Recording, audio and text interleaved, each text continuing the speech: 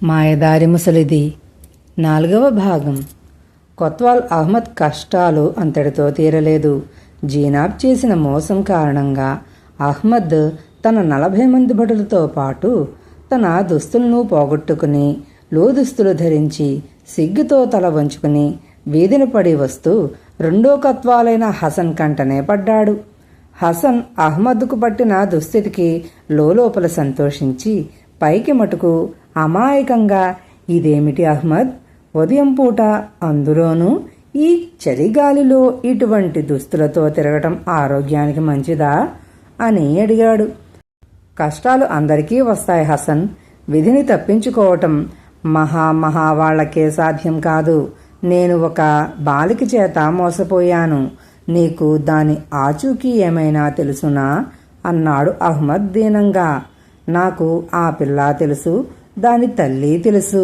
వెళ్ళి పట్టుకోమంటావా ఏమిటి అన్నాడు హసన్. అది ఎలా సాధ్యమవుతుంది అని అహ్మద్ ఆశ్చర్యంగా అడిగాడు. ఏముంది, ఖలీఫా వద్దకు పోయి ముసలిదాన్ని పట్టటం నీ వల్ల కాదని చెప్పు. ఆ పనికి నన్ను నియోగించమని ఖలీఫాను వేడుకో అని హసన్ సలహా ఇచ్చాడు.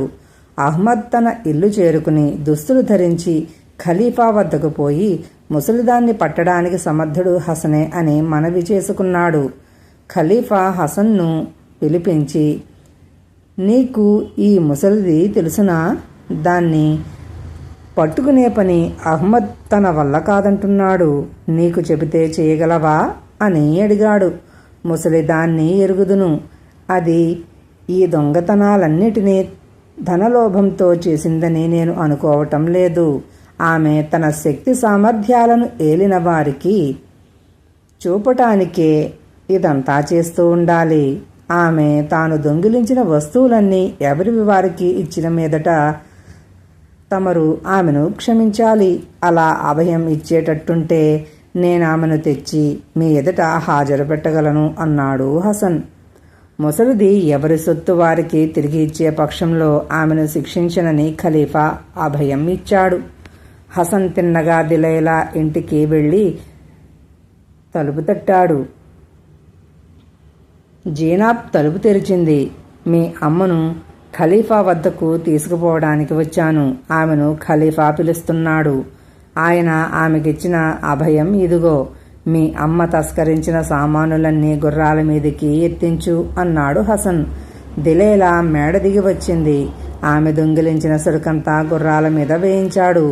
ఖలీఫా దగ్గరికి వెళ్లేందుకు దిలేలా తనకున్న దుస్తుల్లోకెల్లా మంచివి ధరించింది. నువ్వు తీసుకున్న సామానంతా వచ్చినట్టేనా అని హసన్ దిలేలాను అడిగాడు. అహ్మదు, అతని భటులు వేసుకున్న దుస్తులు తప్ప అంతా ఇచ్చేశాను. నిజానికి ఆ దొంగతనంతో నాకు ఎలాంటి సంబంధమూ లేదు అన్నది దిలేలా హసన్తో. హసన్ నవ్వి, అవునులే, అంతే, అది మరొకరి పని అన్నాడు. ఇద్దరూ దర్బారు చేరుకున్నారు. దిలేలాను చూడగానే ఖలీఫాకు ఆగ్రహావేశం వచ్చింది. ఆమె చేసిన దురంతాలు తలుచుకుని ఆయన ఆమె తల నరికెయ్యమని భటులకు ఉత్తర్విచ్చాడు. హసన్ ఆయన ఇచ్చిన అభయం గుర్తు చేయవలసి వచ్చింది. అప్పుడు ఆయన శాంతించి, నీ పేరేమిటి అని ఆమెను అడిగాడు. నా పేరు దిలేలా. నేను పావురాల టపా నడిపిన అధికారి భార్యను అన్నది దిలేలా.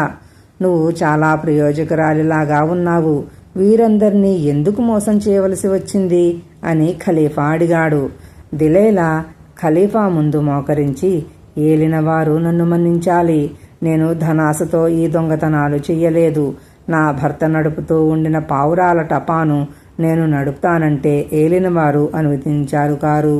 కానీ దొంగతనాలు చేయటంలో ఘటుకులైన ఈ హసన్ అహ్మదులకు పెద్ద పదవులు ఇచ్చారు.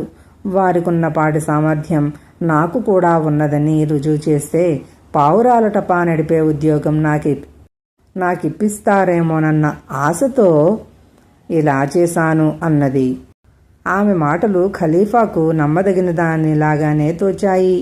ఆయన ఫిర్యాదీలందరికీ వారి వారి సొత్తు ఇప్పించి దిలేలా కేసి తిరిగి, ఇంతకు నువ్వు కోరేదేమిటి అన్నాడు. నా భర్త చేసిన ఉద్యోగము, జీతము నాకు దయచేయించండి. పావురాల టపా నడిపే విధానమంతా నాకు పూర్తిగా తెలుసు.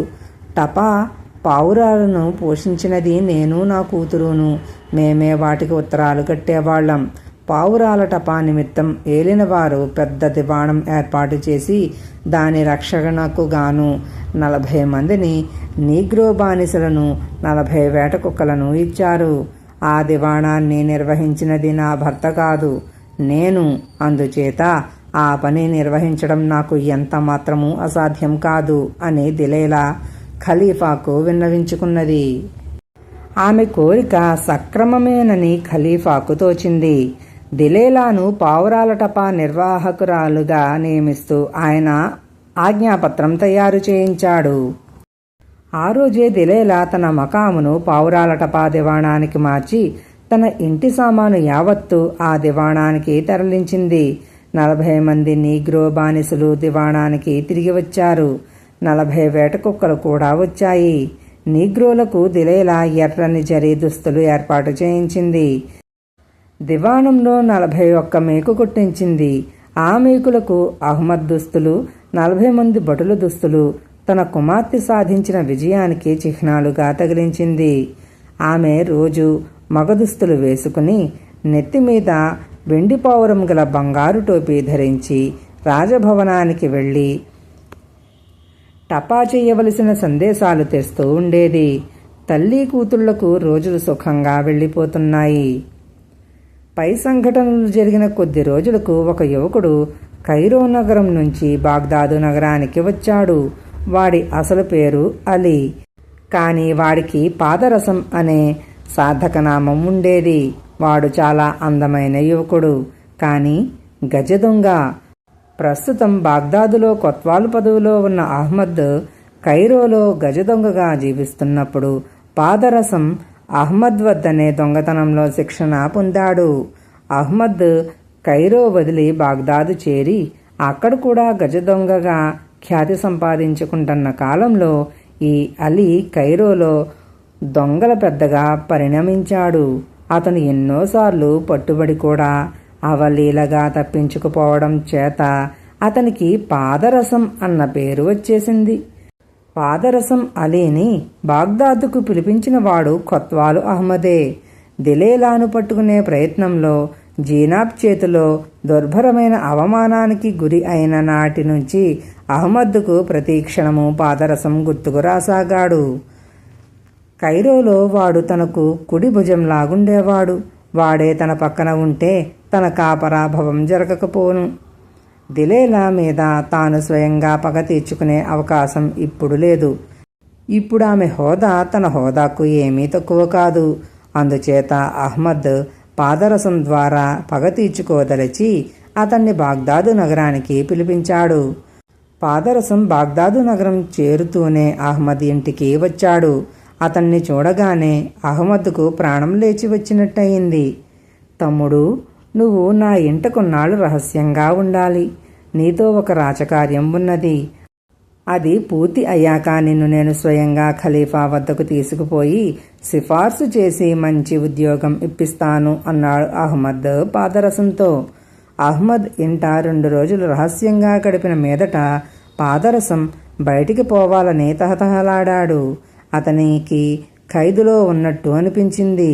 అందుచేత 3వ నాడు అహ్మద్ రాజభవనానికి బయలుదేరిపోగానే పాదరసం బాగ్దాద్ నగరం అంతా చుట్టబెట్టి వద్దామనే ఉద్దేశంతో ఇంటి నుంచి చల్లగా బయటికి వచ్చాడు. పాదరసం వీధి వెంట కొద్ది దూరం వెళ్ళాడో లేదో అతనికి ఒక విచిత్ర దృశ్యం కంటపడింది. ఒక ముసలిది మగదుస్తులు ధరించి నెత్తిన వెండి పావురం గల బంగారు టోపీ ధరించి గుర్రం మీద వీధి వెంట పోతున్నది.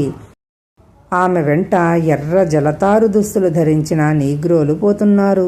ఆ ముసలేది దిలైలా, నీగ్రోలు ఆమె నౌకర్లు. ఆ ఉదయం దిలైలా రాజభవనానికి వెళ్ళి పావురాల ద్వారా పంపవలసిన టపా అంతా పోగు చేసుకుని తన ఇంటికి తిరిగి వెళ్ళిపోతున్నది. దిలైలా పాదరసం అలీని చూసింది. చూసి అతని అందానికి ఆశ్చర్యపడింది. కానీ అతని కళ్ళలో ఆమెకు అహ్మద్ లక్షణాలు కొన్ని కనిపించాయి. దానికి కారణం ఉన్నది. అహ్మద్ శిష్యత్వం చేయటంలో పాదరసం తనకు తెలియకుండానే అహ్మద్లాగా చూడటము, ముఖాలు పెట్టడము నేర్చుకున్నాడు. అంతేకాక పాదరసం అహ్మద్ ఇంటి దిక్కు నుంచి రావటం కూడా దిలేలా గమనించింది. ఆమె ఇల్లు చేరుకుని తన కుమార్తెకు తాను చూసిన యువకుణ్ణి వర్ణించి చెప్పి, కొత్వాలు అహ్మద్ వీణ్ణి ఎక్కడి నుంచో పిలిపించాడని నా అనుమానం. వాడు నగరాన్ని వింతగా చూస్తున్నాడు. ఇక్కడి వాడు కాడు, కొత్తగా దిగాడు. ఏమైనా మనం మన జాగ్రత్తలో ఉండటం మంచిది అన్నది. ఎంతెంత వాళ్లని లక్ష్య పెట్టని దానివి, మీసాలు గడ్డము సరిగా రాని ఈ కుర్రాన్ని గురించి అంత బెదురుగా మాట్లాడతావేం? ఇతగాడి సంగతి నేను చూస్తానుండు అన్నది జీనాబ్. ఆమె అందమైన దుస్తులు ధరించి, కళ్లకు కాటుక పెట్టుకుని, మేలు ముసుగు వేసుకుని, చేత సంచి పట్టుకుని మెరుపు కదులుతున్నట్టు అనిపించేటట్టు వీధిలోకి నడిచింది. ఆమె వీధి వెంట కొంత దూరం వెళ్ళాక ఒక దుకాణం దగ్గర పాదరసం కనిపించాడు. తల్లి చేసిన వర్ణనను బట్టి జీనాబ్ అతన్ని గుర్తుపట్టింది. ఆమె అతన్ని రాచుకుంటూ ముందుకు వెళ్ళి వెనక్కు తిరిగి, కబోది పక్షి అన్నది కోపంగా. పాదరసం ఆమె కేసి చూసి ఆమె అందానికి నిర్ఘాంతపోయాడు. అతను నవ్వుతూ, ఏం చక్కదనం, ఎవరిదానివి అని అడిగాడు. ఒక వర్తకుడి కూతుర్ని, ఇంకో వర్తకుడి భార్యను. మీ ధోరణి చూడగా ఊరికి కొత్తలాగున్నది. మీ బస ఎక్కడా అని అడిగింది జీనాబ్. అహ్మద్ ఇంట తానుంటున్నది రహస్యం కనుక పాదరసం ఇంకా బస చూసుకోలేదు, చూడాలి అన్నాడు. అయితే మా ఇంటికి రండి, మాది చాలా పెద్ద లోగిలి. నా భర్త దుకాణానికి వెళితే నేను ఒంటరిగా ఉంటాను అన్నది జీనాబ్. ఆమె ఆహ్వానాన్ని అందుకోవటం మంచిది కాదేమోనని పాదరసం శంకించాడు. కానీ తనకు ఈ నగరంలో ఎవరూ తెలియదు. యాదృచ్ఛికంగా వీధిలో కనిపించిన ఆడమనిషి తనకు శత్రువై ఉండే అవకాశం లేదు. అందుచేత ఆమె వెంట వెళ్ళి ఆమె తత్వం ఏమిటో తెలుసుకుందామని అతను అనుకున్నాడు.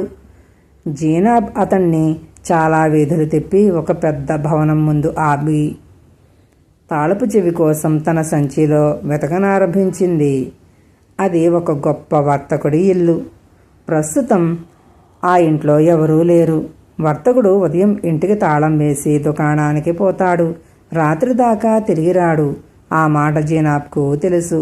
అయ్యో, తాళం చెవి కాస్త పారేసుకున్నాను, ఏం చెయ్యాలి?